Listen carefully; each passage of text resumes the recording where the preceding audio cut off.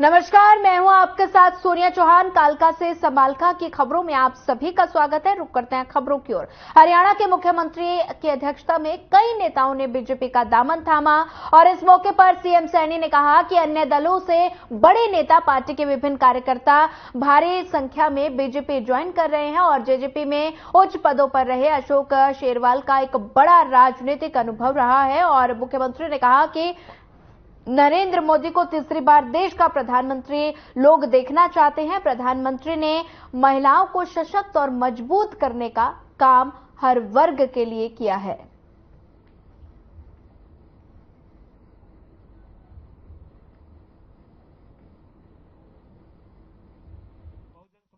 आज लगातार इस सिलसिले में जो ज्वाइनिंग का कार्यक्रम चल रहा है, अन्य दलों से बड़े बड़े नेता, पार्टी के विभिन्न प्रमुख कार्यकर्ता और कांग्रेस के जो छोटा कार्यकर्ता भी है, चाहे वो बूथ का कार्यकर्ता है, ऐसे भारी संख्या के अंदर कांग्रेस और अन्य दलों के कार्यकर्ता भारतीय जनता पार्टी को ज्वाइन कर रहे हैं। उसी कड़ी में आज अशोक शेरवाल जी, कुसुम शेरवाल जी और हमारे हरपाल कंबोज जी, सरदार हरपाल सिंह कंबोज जी, आज उन्होंने भी भारतीय जनता पार्टी की सदस्यता ली है और वो जजपा में उच्च पदों के ऊपर रहे हैं। अशोक शेरवाल जी का एक लंबा राजनीतिक जीवन रहा है। उन्होंने बैसपा के प्रदेश अध्यक्ष के रूप में काम किया है, उन्होंने चुनाव भी लड़े हैं और वो अब राष्ट्रीय सचिव जजपा के पद के ऊपर काम कर रहे थे। कुसुम शेरवाल जी भी कई विभिन्न पदों के ऊपर जजपा में काम कर रही थी और हरपाल कंबोज जी जो जजपा के जनरल सेक्रेटरी रहे हैं, पूर्व में जिलाध्यक्ष रहे हैं और उन्होंने भी चुनाव लड़े हैं। ऐसे प्रमुख कार्यकर्ता आज भारतीय जनता पार्टी में आए हैं। मैं सबका स्वागत किया है। नरेंद्र मोदी जी को सब लोग आज प्रधानमंत्री के रूप में तीसरी बार देखना चाहते हैं, क्योंकि नरेंद्र मोदी जी की जो सोच है, जो उनकी नीति है, वो देश को, गरीब की चिंता करने वाली, देश को आगे बढ़ाने वाली सोच है और उसी सोच को लोग उसके अंदर शामिल होकर के नरेंद्र मोदी जी को तीसरी बार इस देश का प्रधानमंत्री देखना चाहते हैं। आज देश के 140 करोड़ लोग नरेंद्र मोदी जी से प्रेम करते हैं। जो उन्होंने गरीब के हित में नीतियां चलाई हैं, जो उन्होंने किसान के हित में नीतियां चलाई हैं, जो उन्होंने युवाओं को एक विश्वास उनका जो बढ़ाया है, उनके लिए नीतियां चलाई हैं, महिलाओं को सशक्त करने की जो विभिन्न योजनाएं चला करके महिलाओं को सशक्त और मजबूत करने का काम किया है। आज हर वर्ग, चाहे महिला है, चाहे किसान है, चाहे युवा है और चाहे गरीब है, ऐसे सब लोग नरेंद्र मोदी जी को तीसरी बार प्रधानमंत्री देखना चाहते हैं और लोगों ने ये प्रण भी कर लिया है कि ऐसे व्यक्तित्व के नेतृत्व में ही हम सुरक्षित और आगे बढ़ सकते हैं। तो नरेंद्र मोदी जी को बड़े मैंडेट के साथ तीसरी बार प्रधानमंत्री बनाने का काम देश के लोग कर रहे हैं। आज उसी कड़ी के अंदर अशोक शेरवाल जी और कुसुम शेरवाल जी, सरदार हरपाल सिंह जी कंबोज, आज उन्होंने भारतीय जनता पार्टी की सदस्यता को ग्रहण किया है। मैं सभी का स्वागत करता हूं। इनेलो नेता अभय सिंह चौटाला पंचकुला में पूर्व मंत्री कृपाराम पुनिया के आवास पर पहुंचे, जहां अभय चौटाला ने डॉक्टर भीमराव अंबेडकर के पौत्र डॉक्टर भीमराव यशवंत अंबेडकर से मुलाकात की और इस दौरान कृपाराम पुनिया और उनके बेटे आदित्य पुनिया भी मौजूद रहे। मुलाकात के बाद यशवंत राय ने मीडिया से बातचीत करते हुए कहा कि मैं पंजाब के होशियारपुर से रिजर्व सीट से चुनाव लड़ रहा हूं। मैंने अभय सिंह चौटाला जी से मुलाकात की और लोकसभा के चुनाव को लेकर चर्चा हुई। हुई। मैं अभय सिंह चौटाला को अपनी तरफ से शुभेच्छा व्यक्त करता हूं। इस गठबंधन की आप बात कर रहे हो, इंडिया का गठबंधन नहीं, भाजपा और कांग्रेस का गठबंधन। भूपेंद्र सिंह हुड्डा का भाजपा से गठबंधन है। सीधे तौर पे करनाल की जो सीट है जिसके ऊपर मनोहर लाल खट्टर चुनाव लड़ रहे हैं, उनके सामने जो उम्मीदवार उतारा है उससे सीधा सीधा एक संदेश दिया है कि भाई कांग्रेस तो अपनी जमानत भी नहीं बचा पाएगी और सीधे तौर पे वो भाजपा को मदद करना चाहते हैं। ये हर पत्रकार को पता है, हरियाणा के नागरिक को पता है, एक एक आदमी इस बात से वाकिफ है और आप लोग तो बहुत ज्यादा वाकिफ हो, क्योंकि आपको तो एक एक एक्टिविटी जो भूपेंद्र सिंह हुड्डा की रही है उसके बारे में जानकारी है। चाहे वो राज्यसभा का चुनाव था, चाहे उसके अपने बेटे का चुनाव था राज्यसभा का, और चाहे उसके बाद माकन का जो चुनाव हुआ था वो। हरियाणा में जननायक जनता पार्टी के पूर्व प्रदेशाध्यक्ष निशान सिंह ने जेजेपी का दामन छोड़ दिया। वहीं आपको बता दें कि निशान सिंह अब कांग्रेस में शामिल हो गए और जिसके बाद निशान सिंह के बैनर जेजेपी कार्यालय से हटा दिए गए।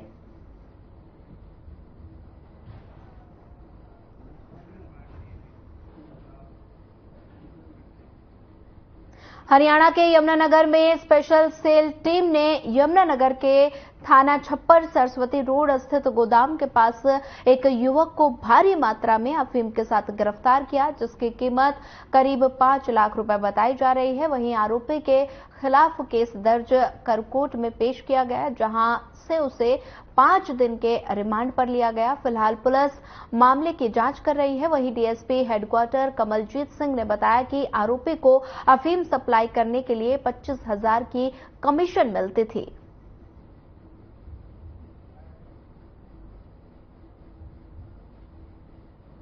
ये कल हमारे स्पेशल स्टाफ को मुखबरी मिली थी कि एक हमेंद्र नाम का आदमी है जो कि अफीम लेके और अपना छप्पर एरिया में आया हुआ है। अगर मोरी रेड की जाए तो उसको हम पकड़ सकते हैं। तो मैंने टीम तैयार करवा के तो वहाँ पे उसको भेजा, तो जो हमने हमेंद्र को वहाँ पे गिरफ्तार किया, जिससे हमें 2 किलो अफीम बरामद हुई।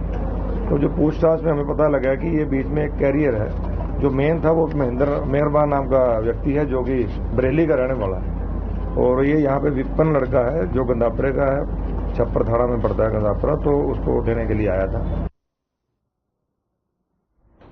जेल में बंद किसानों की रिहाई की मांग को लेकर आज किसानों को रेलवे ट्रैक पर बैठे 13वां दिन है और जिसके कारण रेलवे को काफी ज्यादा नुकसान पहुंच रहा है। न सिर्फ रेलवे बल्कि रेल से सफर करने वाले यात्रियों को अपने मंजिल तक पहुंचने में कड़ी मशक्कत करनी पड़ रही है और साथ ही रेल ट्रांसपोर्टेशन पर भी इसका असर पड़ रहा है। आज अंबाला रेल मंडल की 2316 ट्रेन प्रभावित हुई और जिसमें से 953 ट्रेनों को कैंसिल कर दिया गया और गाड़ियों को शॉर्ट टर्मिनेट कर दिया गया और साथ ही बता दें कि 553 ट्रेनों को दूसरे मार्ग से डाइवर्ट कर चलाया जा रहा है। वहीं 221 मालगाड़ियां भी प्रभावित हुई और वहीं अंबाला रेल मंडल के डीआरएम मनदीप भाटिया ने बताया कि फिलहाल पंजाब और हरियाणा सरकार लगातार बात कर रही है और अभी तक कोई भी हल नहीं निकला है।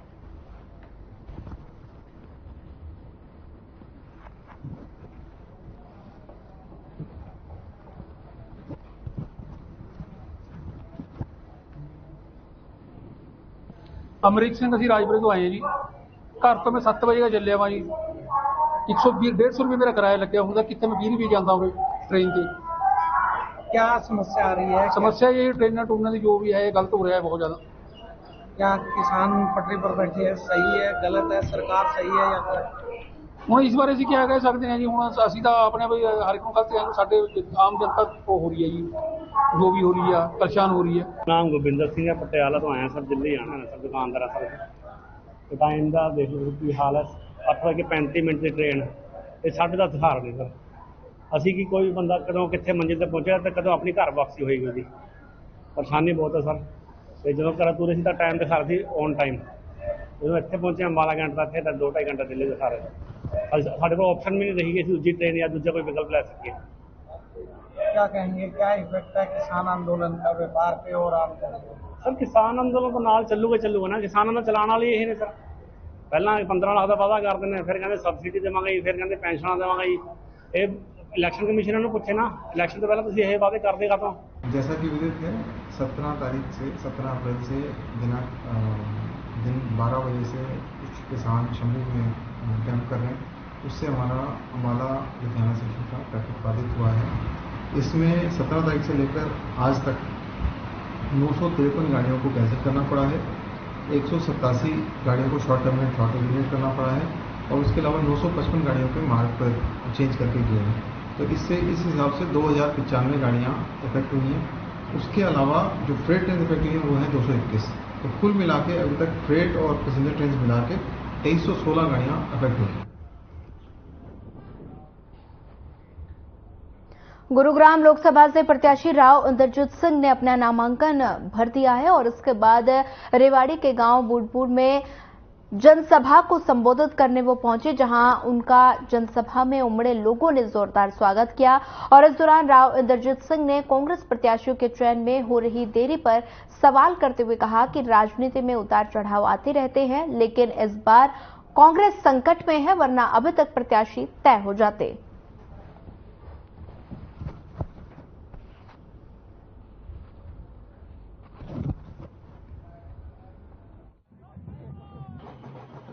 नहीं, ये आज की पहली नहीं दूसरी जनसभा है। इससे पहले सहणवास और लादुआस गांव की जनसभा थी। उस जनसभा में भी अगर आप देखोगे तो बड़ा जोश और उत्साह था। और मेरा ये मानना है कि राव साहब जहां कहीं भी जा रहे हैं, चाहे कल नामांकन दाखिल किया, चाहे आज यहाँ बूटपुर गांव में आए हैं, जहां कहीं भी जा रहे हैं, बहुत भारी लोगों में उत्साह है। और वो उत्साह इसलिए है कि इन्होंने पूरा जीवन अपनी ईमानदारी से काम किया, ईमानदारी से इस इलाके की सेवा की है। इस सेवा का कर्ज जो है वो जनता की बार इनको 90% वोट देकर यहाँ से कम 8-10 लाख वोटों से जिताकर इनका कर्ज पूरा करें। आपकी यहाँ पर इस प्रकार का सहयोग समर्थन और जो आप तो यहाँ मौजूद थे, आपने देखा है किस तरह से मंच तक मेरे को मालाओं से फूलों से नवाजा गया है। और यहाँ पहुँचने के बाद यहाँ पर हजारों की तादाद के अंदर न केवल बूटपुर के बल्कि आसपास के गांव की सारों की सरदारी आई हुई है और सबने आश्वस्त करा है कि इस इलेक्शन के अंदर हम आपको पूरे तौर के ऊपर सहयोग और समर्थन करेंगे। आपका इलेक्शन हम संवारेंगे और जिता करके हम आपको 25 तारीख को भेजेंगे। 400 का नारा कितना है? देखो 400 का नारा हमारी पार्टी की तरफ से है, लेकिन जनता के हाथ के अंदर ये फैसला है कि वो 400 करेगी और कितना करेगी। हम तो ये उम्मीद करते हैं कि जिस सीट के ऊपर मैं लड़ रहा हूँ, जिस तरह का सहयोग मैं जनता की तरफ से देख रहा हूँ, हम तो पहले की निस्बत ज्यादा बहुमत से जीत करके जाएंगे। Thank you. अभी तो कांग्रेस को प्रत्याशी भी नहीं होता, क्या कहेंगे भविष्य कांग्रेस का? देखो भविष्य तो राजनीतिक तौर पे किसी का ओझल नहीं होता, उतार चढ़ाव आते रहते हैं, लेकिन थोड़े संकट में है कांग्रेस इस वक्त। और मैं समझता हूं कि प्रत्याशी चयन करने के अंदर जिनको थोड़ी सी दिक्कत आ रही होगी, तब तक कर देने चाहिए। अब उस रैली प्रॉपर्टी और मंगलसूत्र पर भी निगाह कांग्रेस नहीं, ऐसा है कांग्रेस की निगाह इस तरह से आप भी गलत तरह से कांग्रेस के मेरे से बयान करवाना चाहते हो। कांग्रेस का मैनिफेस्टो पढ़ो, उसके अंदर क्या लिखा है। राज्यसभा सांसद कार्तिकेय शर्मा रेवाड़ी पहुंचे, जहां उन्होंने ब्रह्मागढ़ स्थित ब्रह्मांड सभा में 5 मई को करनाल में होने वाले भगवान परशुराम जन्मोत्सव का कार्यक्रम का न्योता दिया। ब्राह्मण सभा पहुंचने पर उनका फूल माला से स्वागत किया गया। कार्यक्रम के उपरांत मीडिया से बातचीत भी की गई और आपको बता दें कि राज्यसभा सांसद कार्तिकेय शर्मा ने कहा कि देश ने इस बार अपना मन बना लिया कि उन्हें स्थिर, सक्षम और सशक्त नेतृत्व वाली सरकार चाहिए।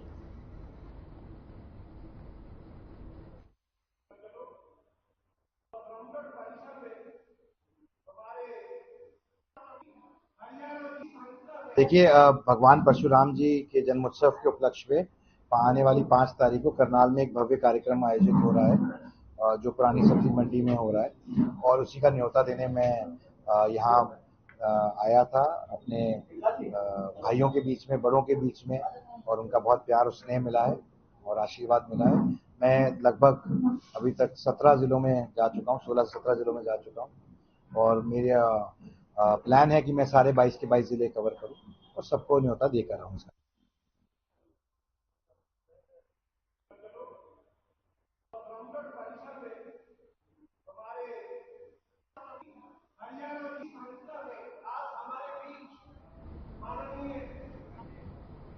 छह फेज के नामांकन की प्रक्रिया 19 अप्रैल से शुरू हो चुकी है। वहीं आपको बता दें 25 मई को 6 फेज के चुनाव होने हैं, जहां जिला निर्वाचन अधिकारी विक्रम सिंह के अधिसूचना जारी करने के साथ ही आम चुनाव के लिए नामांकन का कार्य भी शुरू किया। जिला निर्वाचन अधिकारी विक्रम सिंह ने अधिसूचना जारी करते हुए कहा कि भारत निर्वाचन आयोग की हिदायत के अनुसार हरियाणा प्रदेश की 10 फरीदाबाद संसदीय निर्वाचन क्षेत्र के लिए अधिसूचना जारी की जा रही है और इसी के तहत प्रत्याशी निर्देशन पत्र रिटर्निंग अधिकारी, सहायक रिटर्निंग अधिकारी को 29 अप्रैल से 6 मई तक अवकाश के लिए छोड़कर कमरा नंबर 108 प्रथम तल उपायुक्त न्यायालय कक्ष लघु सचिवालय सेक्टर 12 फरीदाबाद में दिए जा सकते हैं। और विक्रम सिंह ने बताया कि नामांकन के पहले दिन किसी भी प्रत्याशी ने कोई नामांकन दाखिल नहीं किया। साथ ही उन्होंने बताया कि पहले दिन 3 प्रत्याशियों ने नामांकन पत्र का प्रारूप प्राप्त किया है।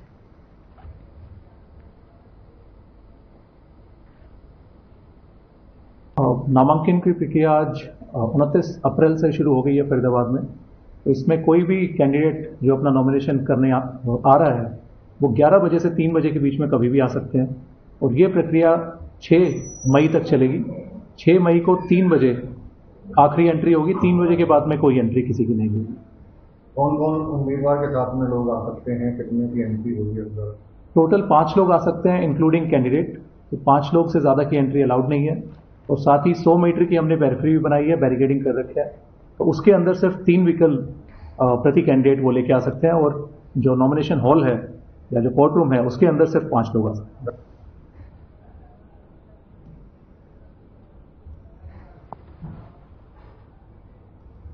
हरियाणा विद्यालय शिक्षा बोर्ड द्वारा संचालित कार्रवाई की गई और 12वीं की परीक्षा परिणाम इस बार रिकॉर्ड समय में घोषित कर दिया गया और साथ ही ये परीक्षा परिणाम हरियाणा विद्यालय शिक्षा बोर्ड की वेबसाइट www.bseh.org.in पर देखा जा सकता है। वहीं 12वीं कक्षा के नियमित परीक्षार्थियों का परिणाम 85.31% और स्वयं पाठी परीक्षार्थियों का परिणाम 65.32% रहा और इस बार भी बेटियों ने बाजी मारी।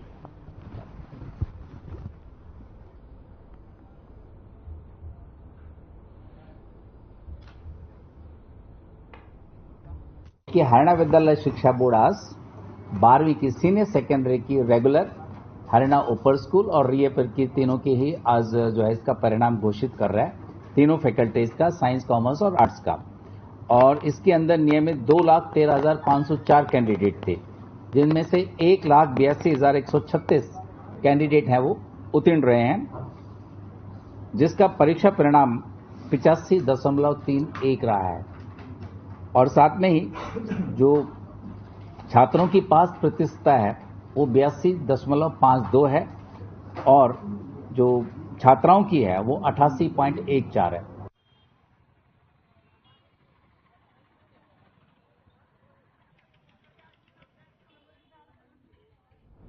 जिला निर्वाचन अधिकारी और उपायुक्त विक्रम सिंह ने बताया कि जिले में अवैध शराब सप्लाई करने वालों के खिलाफ प्रशासन को बड़ी सफलता हाथ लगी है। चेकिंग के दौरान 75 लाख रुपए मूल्य के अधिक के 10,500 लीटर अवैध शराब पकड़ी गई और इसके साथ ही अलग अलग टीम में बनाकर अवैध शराब के खिलाफ बड़ी कार्रवाई लगातार जारी है। आदर्श आचार संहिता के दौरान किसी भी स्थान पर अवैध रूप से शराब की सप्लाई ना हो, इसके लिए आबकारी विभाग से 6 स्थानों पर नाके लगाकर चेकिंग अभियान चलाया जा रहा है।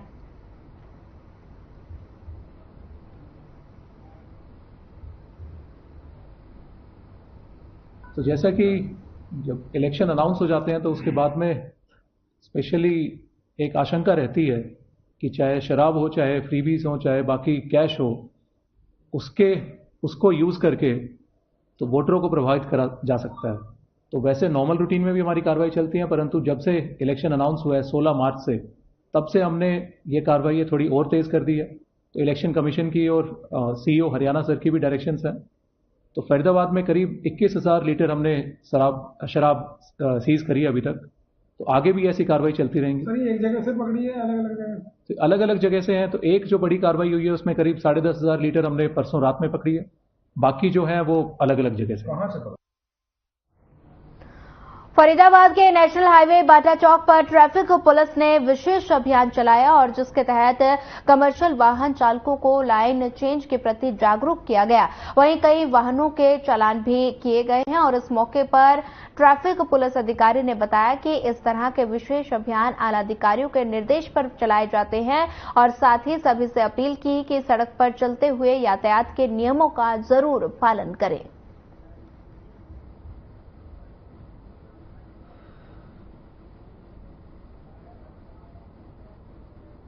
चालान तो ट्रैफिक के हम अफसर बाला के आदेश से ही करते हैं। जो आज एक विशेष अभियान था लाइन चेंज का। लाइन चेंज का चालान करने से ट्रैफिक दुर्घटनाएं कम होती है और ड्राइवर अपने लाइन में चलते हैं, जो समय समय पर इनके चालान करे जाते हैं। कितनी गाड़ियों के चालान किए जाएंगे, किस तरह से लोगों को जागरूक किया जाएगा? ट्रैफिक जागरूक तो ट्रैफिक पुलिस समय समय पर करती ही रहती है। जिस भी तरह के जो चालान करते हैं उसी का हम पहले जागरूक करते हैं, उसके बाद में अभियान छेड़ते हैं चालान करने का।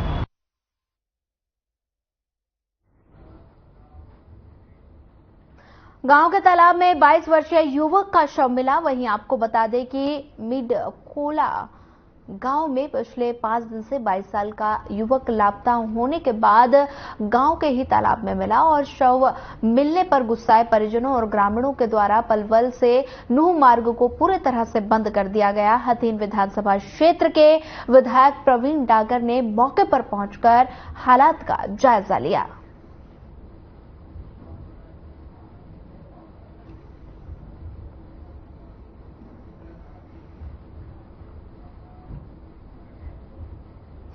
फरीदाबाद के थाना धौज इलाके में नेकपुर के जंगलों में एक नए नवेले दूल्हे का शव पेड़ पर फांसी के फंदे पर लटका मिला और साथ ही संदिग्ध मौत के पीछे परिवार ने हत्या का शक जताया है और साथ ही मृतक के कुछ दिन पहले ही शादी हुई थी और वो पेशे से डॉक्टर था। फिलहाल पुलिस मामले की जांच में जुटी है और मृतक के शव को पोस्टमार्टम के लिए अस्पताल की मॉर्चरी में रखवा दिया है।